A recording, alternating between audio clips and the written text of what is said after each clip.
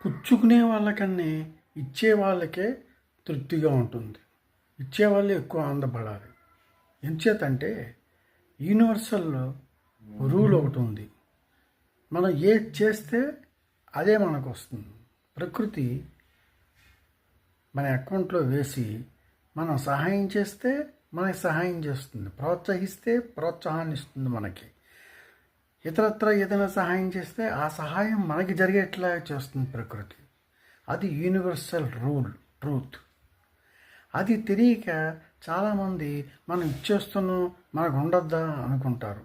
దోచుకో, దాచుకో, పోగేసుకో అనే పదాలే వినే ఈ రోజుల్లో ఈ సూత్రం తెలిసిన వాళ్ళు ఖచ్చితంగా ఇవ్వడమే మొదలు పెడతారు.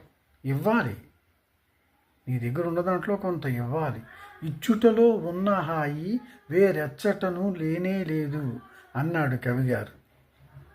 మనం ఒకరికి ఇచ్చామనుకోండి, వాళ్ళకి ఎంతో మేలు కలుగుతుంది. చెయ్యాలి, మనస్ఫూర్తిగా చేస్తే మనకు కూడా మనస్ఫూర్తిగా జరుగుతుంది ప్రకృతి ద్వారా. అది గ్రహించుకోవాలి. అంచేత ఇవ్వడంలో ఉన్న ఆనందం ఇంకెక్కడా ఉండదు. మీ దగ్గర ఎంత ఉంటే అంతలోనే యథాశక్తి ఇస్తూ ఉండండి. ఏదైనా సరే మాట సాయమైనా చేస్తూ ఉండండి. ధనం లేకపోయినా మాట సాయం చేయొచ్చు, ప్రోత్సహించవచ్చు అనేక రకాలుగా. అది మాత్రం మర్చిపోకండి.